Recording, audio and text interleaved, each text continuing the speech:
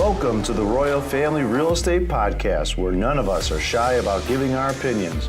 We are a local, family-owned real estate brokerage and pride ourselves on being experts in the Chicagoland area. Join us on our podcast journey to hear what's going on in our local real estate market, as well as get an insider's point of view on this crazy industry. Welcome to the show.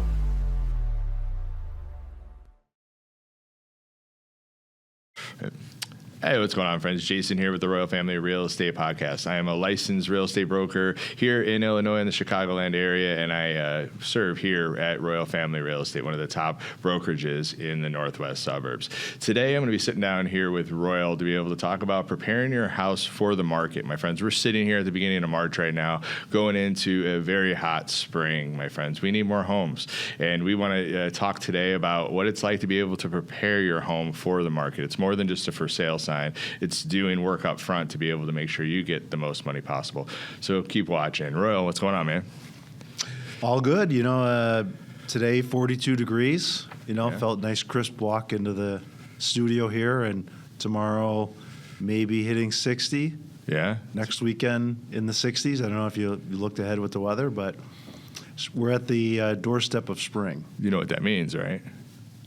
It's craziness. Yeah. Craziness in the housing market. Yeah. Which is already starting, but the dial is gonna go like that. Yeah. Like it's gonna go Yeah. So it's gonna start to get nutty. Yeah, it definitely is. I think this is the calm before the storm, right? If you could even say calm, right now, as there's been a lot of multiple offers, and buyers are really seeing the challenges of the spring market starting to happen, and as we tried to get our buyers to make some moves in the off season, so to speak, with whatever inventory there was, but it's going to start getting extremely competitive. Yeah, high level overview on the market for those that don't know, because we're not like everywhere else in our country. We have a lot of demand, people that want to move to the northwest suburbs and the Chicagoland area. Yeah. We just don't have enough houses at the end of the day, right? Yeah, there's a lot of demand, but I think it's more so the issue is just limited supply, and it's just been a continuous problem. We just haven't been able to recover ever since COVID hit. It just was a shock to supply, and supply has not been able to move upwards. It's just been and it's the lowest it's ever been. So yeah, it's pretty crazy to be able to see that. You talked about the calm before the storm. You're like, well, it's not really that calm right now, and you're right. We talk with other agents in our office, ourselves, and just being out there in the market. You're seeing if it's priced right, if it's marketed right, it's going above list with multiple offers. What are you seeing overall in the market right now? How do you think that will amplify over the next couple months? So, we have our Tuesday meetings, Tuesday shop talk that we just had a couple days ago, and, pretty much everyone's saying that anybody who's out there with a buyer right now, find a house that they like, multiple offers, so now the buyers that are winning are the ones that are being as aggressive as they can and just putting all the chips and saying, I want this house, which is hard to do because as an agent, as their agent, buyer's agent, we want to get the best deal for them and make them feel like they got a good deal, fair deal.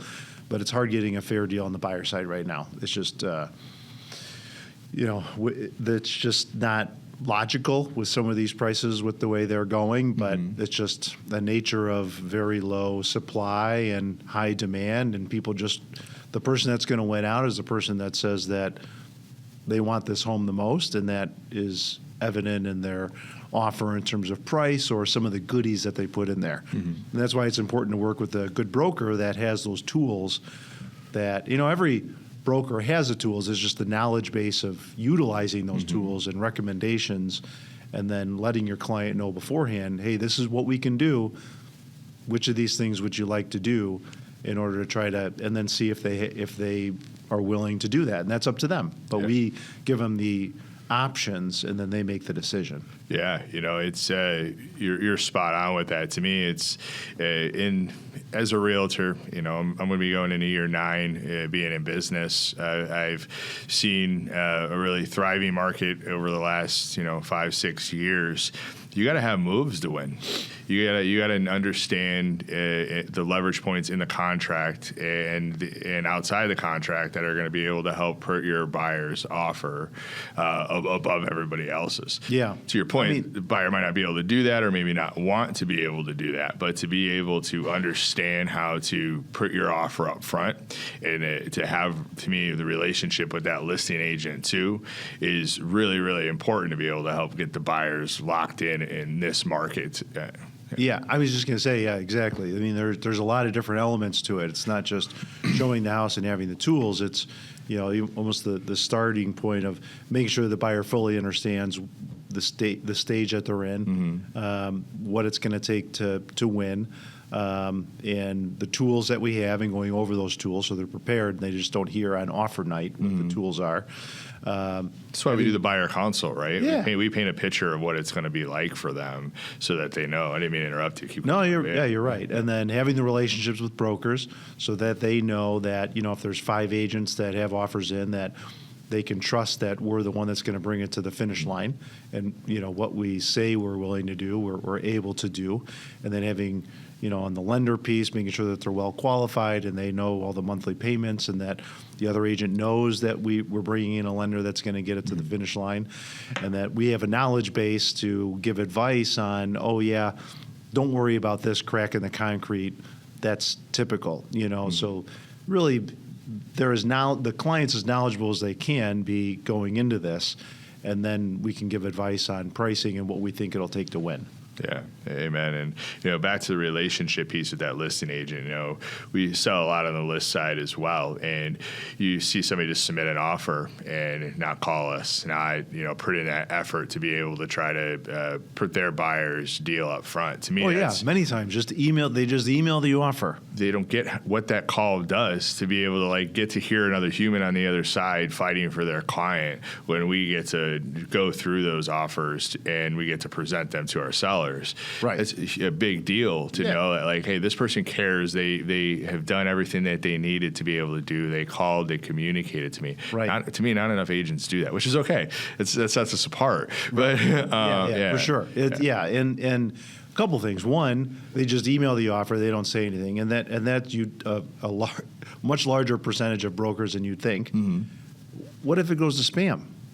And I don't check my spam box, or I look at my spam box and I don't see that in there because whatever, you know what I mean? So, and how many people are checking their spam box, and so you got that where the agent may not even know that the offer is presented. Mm-hmm. And 2, when I get an offer and I hear from an agent right away and they're trying to have their client win, that's a good leading indicator of what it's going to be like to work with that person from start to finish. So that makes a difference. Absolutely. And it makes a difference when I'm talking with the sellers and going over the offer and saying I've got a really attentive agent that we're going to be working with. Mm-hmm. That matters. That it takes both of us to get to the end, right? The listing agent and the buyer's agent. So to have that communication up front so that we both could do what's in best interest of our client is so key, especially to your point.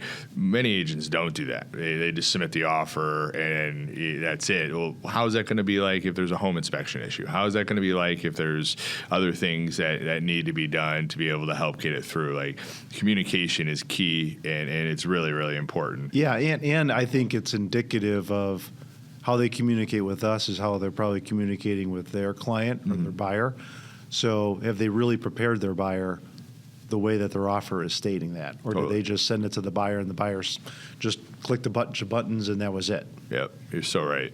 Yeah, we need more houses. And in today's episode, we talked a little bit about this, but we really want to talk about preparing the home for the market to help people get maximum dollars. When someone is thinking about selling, in your opinion, when does the preparation process really begin from our perspective? We've got some people that we've been working with since fall, and or even some that have 2 years ago, where, and that's not common, but it happens where they're very thoughtful about and very organized and say, hey, not to say that someone's not organized that calls us now, but some people are a little bit over the top, and they know what they're going to do in 2 years, and they're like, all right, this is what I'm planning to do. I know pricing is going to change.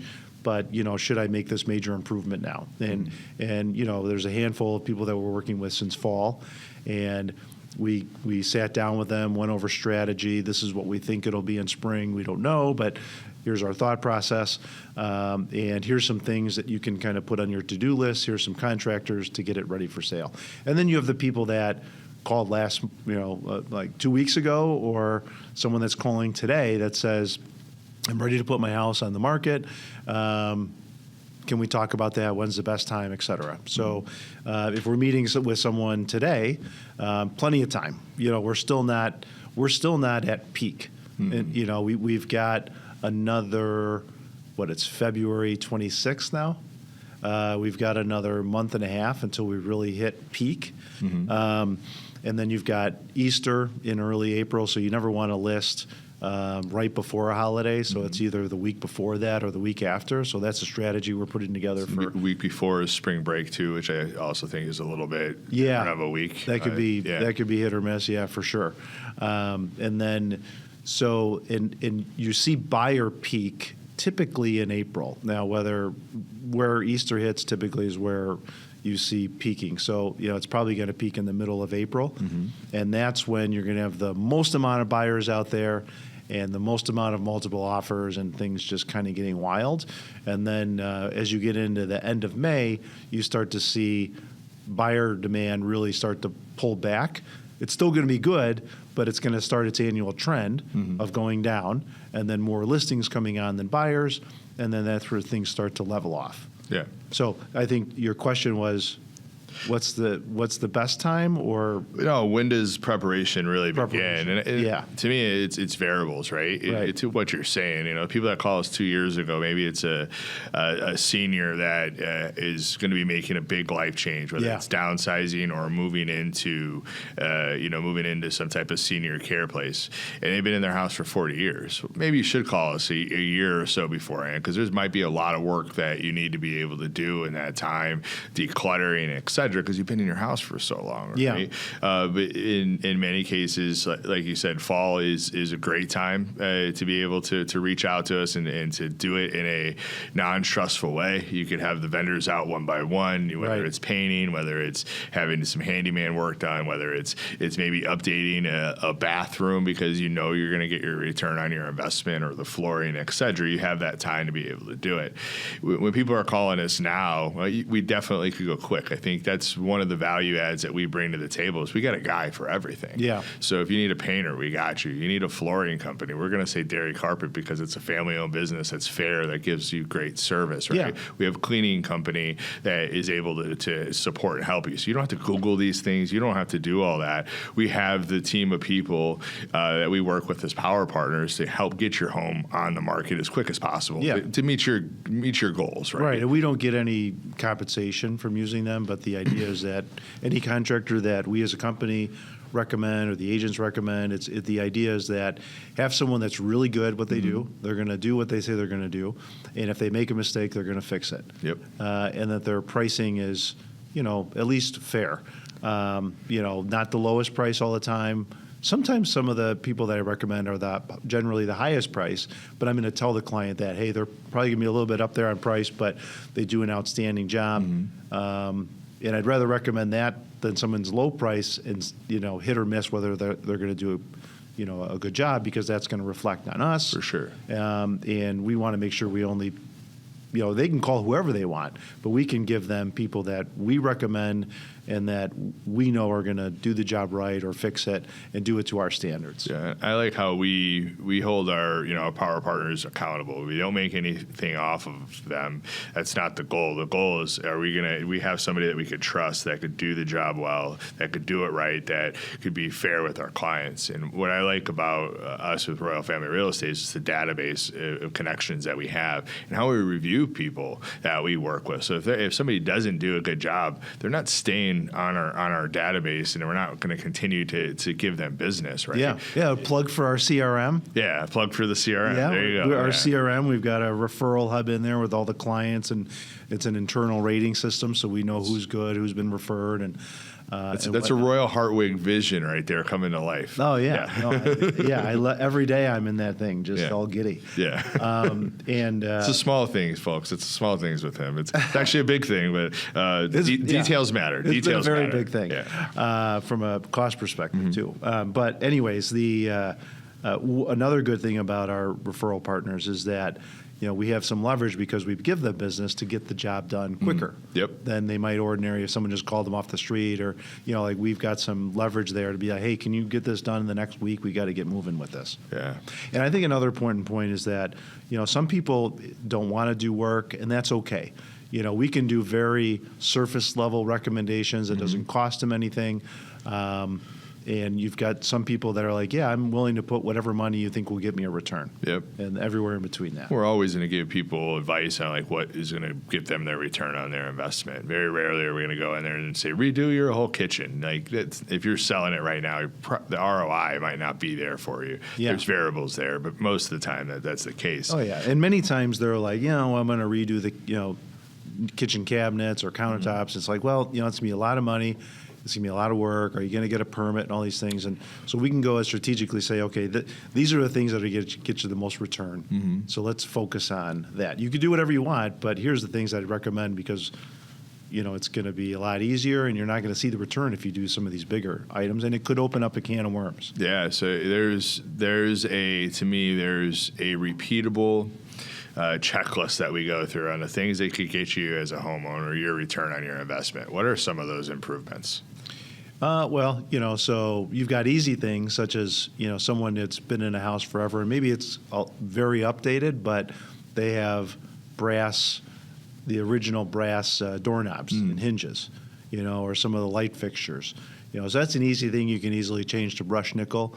We can have a handyman come in that's very cost effective and change all those things, change some of the lighting fixtures, super easy things, or if someone's handy, they can do it themselves and even cheaper for them.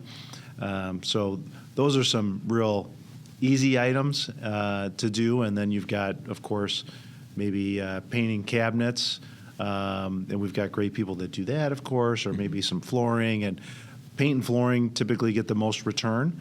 But there's little small things that you can do to really make it a cohesive look as people walk through there. And some of the things like, well, really, if you're going to do this, you should do that.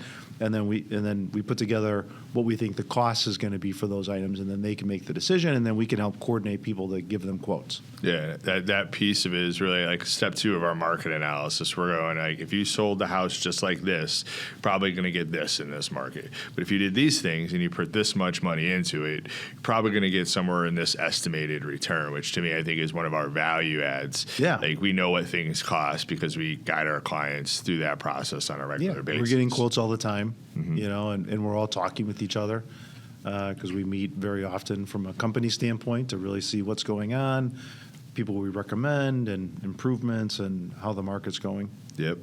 How do we use local market data and trends to guide pricing and preparation decisions instead of just, to me, just relying on somebody goes to like Angie's List or something like that to get pricing estimates or for that side of it, or like a Zestimate on their housing, what their house would cost. Yeah. What's your thought process there?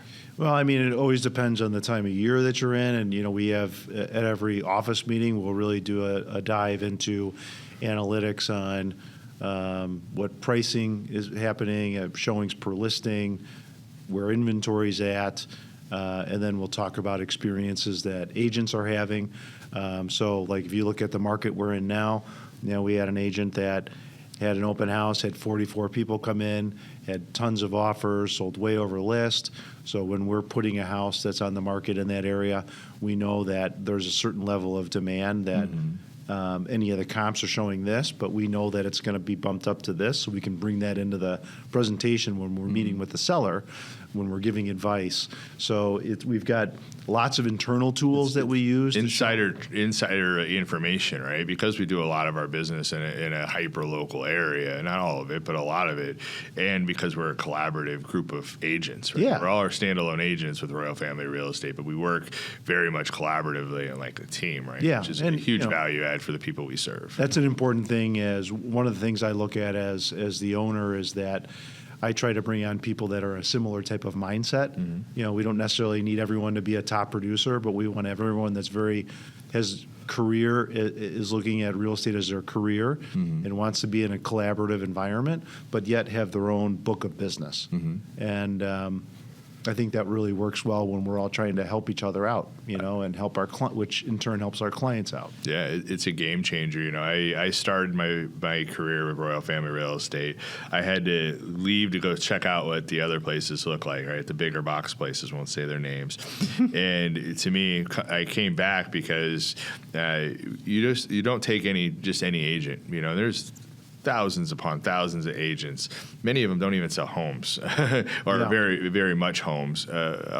So to me, to be able to work with top agents in their area, in their expertise, and do it in a collaborative way, we all win, we all support, And I was doing a market analysis the other day, and I was running my thought process by another agent in the office, and she's like, "Well, what about this or what about this?" And kind of helped me become better, right? Yeah. Ask questions that was like, "Oh, okay, yeah, you're right. Thank you for saying that. I didn't see that." And to me, I think that's where the best comes out, when you could work in collaboration with other top agents, especially when we're focused locally to be we want to be one of the best brokerages in the suburbs of Chicago, especially in the northwest suburbs. Our home is in Schaumburg. Our agents know the areas, and they know how to help get homeowners the top dollar. It's part of our brand promise. Yep. So affordability, I know that's your favorite thing to be able to talk about. Yeah. So with affordability being such a big conversation right now in the real estate world, how does that influence how we position homes coming to the market? Well, maybe you can tell me what that question means. Because if I've got a seller that I'm bringing to market, I'm not really concerned about this being affordable to the buyer. I'm trying to get my seller the most money possible. As much money as possible. Yeah. So affordability is not a concern in that situation to me. I'm trying to net them as much as possible. Sure. As are you. From a buyer standpoint, that it's giving them whatever guidance we can to try to help them understand what they're going to have to pay and what tools they could use for maybe using some of their retirement funds or down payment assistance from cities and whatnot. But that's on the buyer side. But on the listing side, I'm not sure if affordability really comes into play. Yeah, I think at the end of the day, it's pricing it strategically to me to help bring the house and help those buyers compete for your home. And I think, you taught me something very early on, is if you do two things right in real estate, you're going to get top dollar in any market, and it's price it right and it's marketing it right to be able to bring the biggest amount of traffic into that home. Yeah. So, and I think of it from a seller side, I think of pricing it strategically. Yes. I think in pricing it where you're bringing the house, we have in helping them make sure that their house looks the best. Yeah. So that we tie onto that buyer's emotions. So, when they got to reach into their tool belt with their agent and use maybe an escalation clause or use an appraisal gap, which is most likely going to be needed in order to win out deals right now. We're bringing the house so that we could have the biggest buyer pool come through, the most offers come through, so that at the end of the day, our client not just gets the best price, but they also get the best terms of the contract. And get to closing. Yeah, and get to closing, right? So that's important. That's important. Yeah, you've got typically a band of pricing that you don't want to go too low to where you leave money on the table. You don't want to go too high where you sit on the market and accumulate market time. Because if you've been on the market for 2-3 weeks in a very fast-moving market, the buyer is going to say, why is this one not selling, but everything else is selling so fast? So immediately they're thinking something's wrong, and I'm going to be able to get a better price. That's not happening on day 2 on the market when there's multiple offers. They're wondering, oh boy, how much am I going to need to pay just to get this house? So it's trying to be in the middle there where you can get to a point of multiple offers And then I think it's fair to the buyers in that situation because then they all have an equal opportunity to put in their offer as opposed to just accepting an offer right away, which I think leaves money on the table. Yes. So if you have multiple offers, buyers have a certain period of time to put together their best offer, and then we as the broker have a certain period of time to evaluate each of them with their agent and the lender, and then present it to the seller, give them guidance on which ones we think are the best offer, and depending on the terms, and then they tell us which one they want to go with, and then having people as a backup in case something goes wrong with that. That you have backup of people that you can bring into the mix. Yeah, no, well said. I think, I tie into like working with our office and our collaborative agents. We have a really big pulse on what the market's like. Oh, yeah. We know the amount of showings. We go see homes. Some of our agents go see homes every Friday that are coming on the market. So we get to touch and feel these houses so that when we go into a market analysis to be able to help you find that sweet spot, with the help of like boots on the ground strategies, like we're talking about, and through collaboration, but also using the data that we have to help go into that sweet spot where we help our clients maximize their dollars. For sure, yeah. Like, did you see 238 Center Street? And I'm wondering how it got this. Oh yeah, that property had a really weird family room addition, and or the finishes look really good on the pictures, but when you went in there, it really needed a ton of work. Yep. So those are the types of things we're able to talk with each other and help evaluate pricing, whether it's for our buyers or sellers. Yeah, no, it's important. What are some of the biggest mistakes we see happen right now when homes go on the market without a clear preparation strategy, in your opinion? One, I would say make sure that the dog is not in the photo when you're taking a picture of the living room. Speaking from experience, yeah. Well, not from ours, but you see it on comp. Yeah. Yeah, you're going through comps, and every once in a while, I'll get a picture that's absolutely ridiculous on a comp, and I'll just send it to the team, being like, "Can you believe that the agent let this go through?" But anyways, making sure that what to do. It's called job security, by the way. Yeah, for sure. Yeah. It feels good. Yeah. We're going to be okay. Yeah, exactly.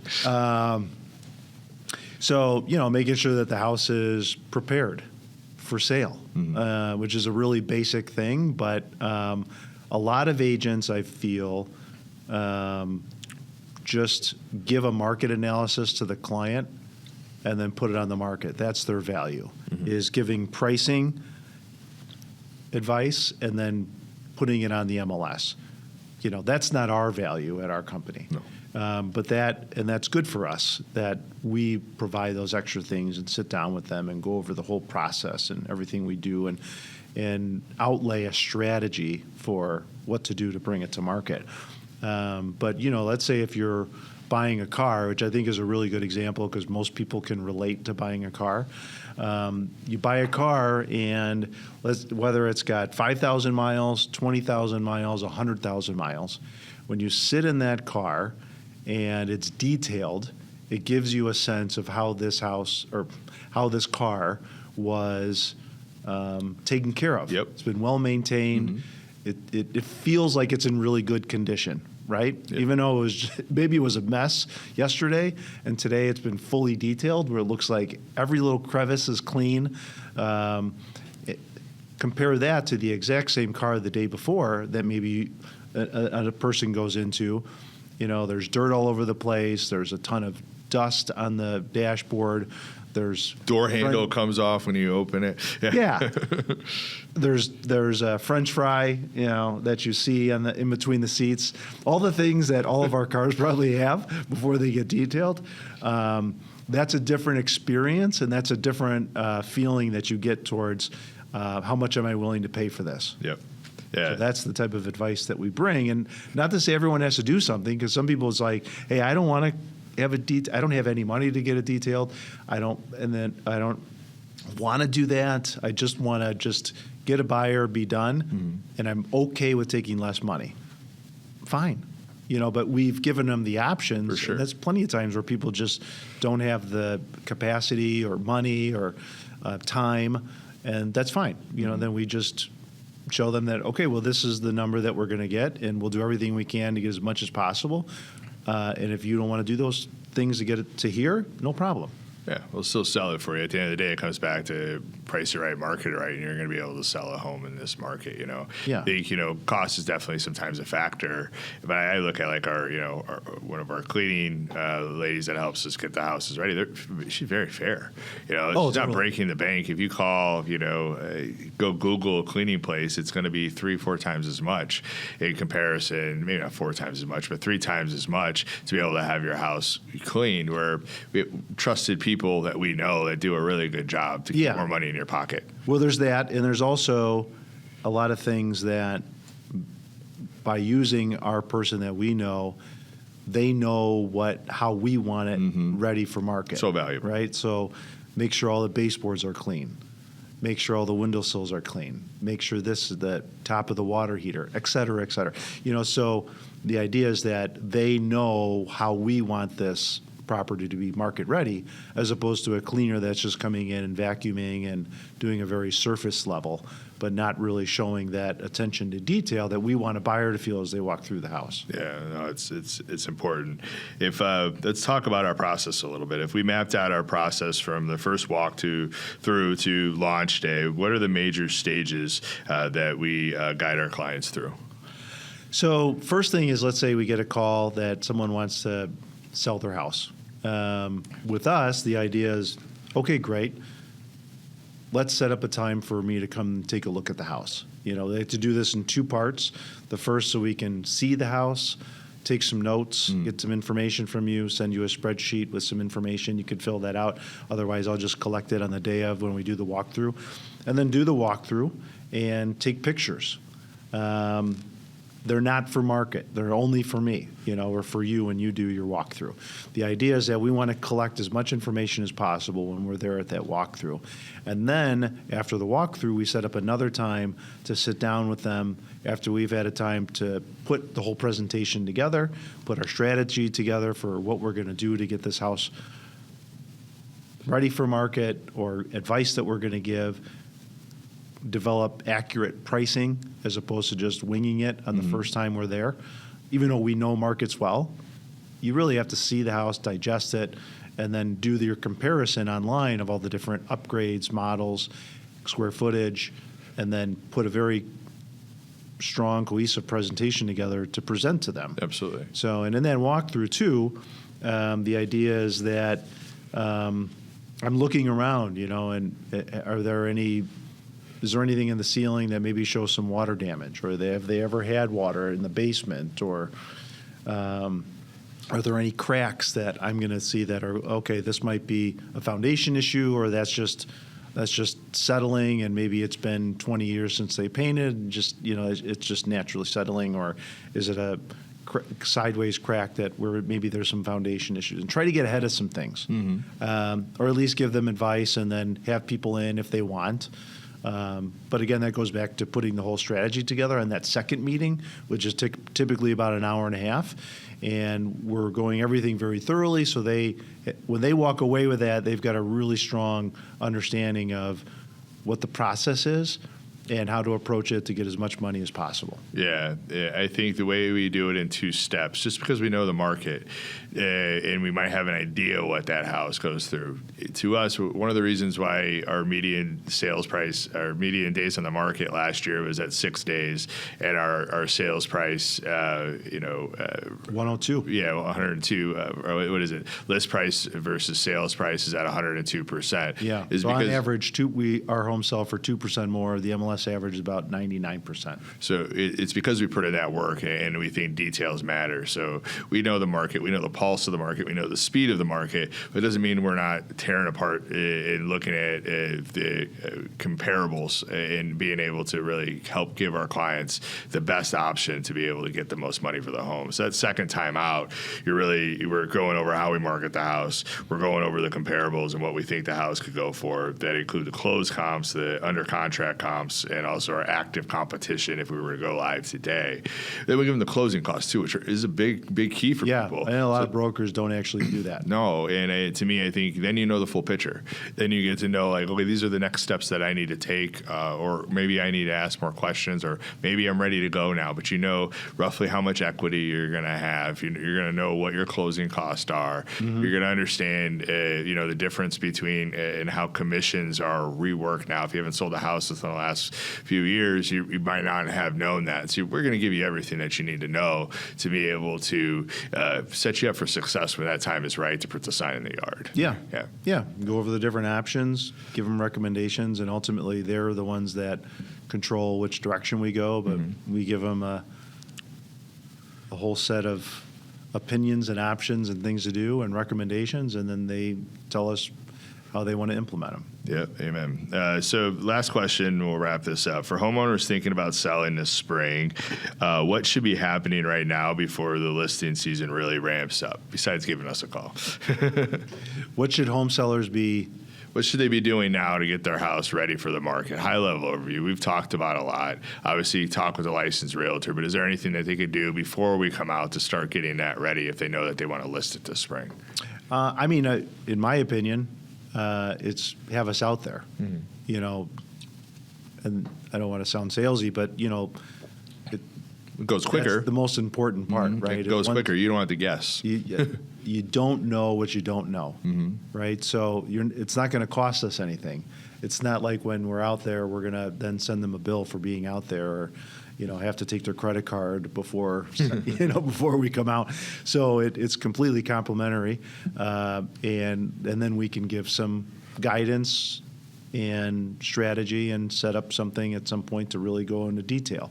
And it could be just have us out there just to meet us and give some high-level recommendations, and then set up a time to meet to go over pricing in a month or so. But if someone was reluctant to actually have someone out to their house, I think the biggest thing that someone can do would probably be declutter, and depending on what the house, some houses are in really good condition where they really don't have to do much of anything, but generally there's always going to be something we can recommend because they just don't see what we see every day, what buyers want and how to prepare homes. So there's always going to be something we can do, but some homes are very close to just being ready for market and maximizing the value. Some homes are not. But the biggest thing I think every seller probably needs to do after we meet with them is declutter, find a place to put things, and either the basement or the garage, or garage is probably the best one because no one's really making a decision on a house in the garage unless it's very unique. But got to be careful there because you put too much in the garage, it looks like there's not enough storage. Sure. So sometimes it's a matter of putting in the basement, or getting a storage unit, or putting it pod, Aunt Diane's house, Yeah. where she could hold it for a little while. I don't know, but decluttering would probably be the easiest thing you can do, or just figuring out where your stuff's going to go, so it's pared down quite a bit. Yeah, no, I agree. I think decluttering's there. I think giving us a call doesn't mean we have to go right now, but it keeps your life simpler at the end of the day. Yeah. We give you the roadmap to guide you step by step. This is what we do on a daily basis to be able to serve our clients for many years. We have tools in our tool belt. We know what next steps are you might not know. So instead of trying to figure it all out yourself, getting a relationship with a full-time agent that knows their stuff is really going to make your life easier at the end of the day. Yeah, and it's funny while you were talking, I was thinking relationship in my mind. So it's funny that you said that because that's the way anybody that we bring into the office really want to make sure that they look at this as a long-term business, career-oriented, and that they're there to create relationships with clients. And so that's the idea is that we're a team. So we're coming in, establishing a strong relationship with people, letting them know that, we're there to guide them. And, we're not trying to just make a commission. Like I've got so many clients that I have long-term relationships with, and I love that, and I love being looked at as they can count on me as their as their expert in real estate. So it's all about relationships, creating that connection, giving them advice, no pressure, do what you want, but you can always count on me. Yeah, no, I think it's the foundation of our business. At the end of the day, to me, the people that I work with here, like, I'm relationship based, but I'm also going to use data to be able to make decisions and my experience. To me, I think not having a good relationship, or if you don't like my energy or vice versa, it's not going to be a great experience for anybody. So developing that relationship, and like you said, a lot of people end up becoming friends or connections. They call you and they want to do upgrades, or they call you down the road because they need to fight for their tax appeals, or maybe their kid needs a home or something like that. They need a handyman. They need a handyman or a new painter or somebody to do their kitchen, whatever that is. But the relationships, to me, is the foundation of what we do, and I think that's something that we because of your leadership, we've really put at the forefront with Royal Family Real Estate. We're not transactional. We care about serving you and helping you reach your real estate goals, whether it's buying or selling. Thank you for that. Yeah. Anything else you want to add before we close this up?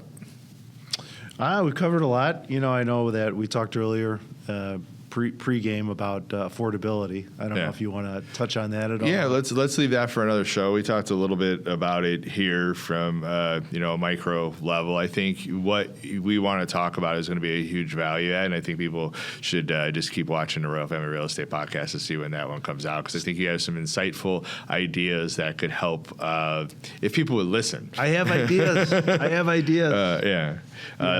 would help this inventory. Definitely. I have some ideas that would add a lot of inventory, and it could be a very measured approach, only in certain areas, but we could easily do it.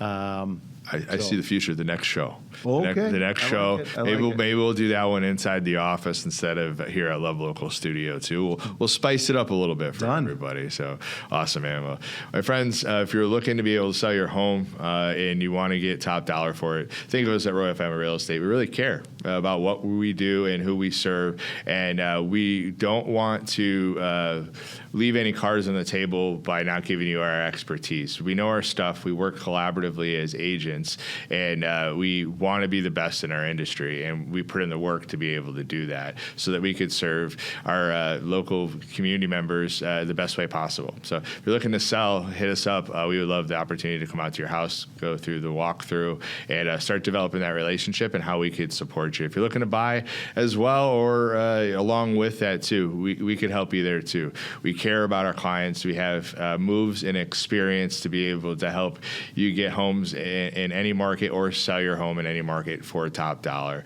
Hope to see you soon. Thank you so much for watching. Give us a call. Peace.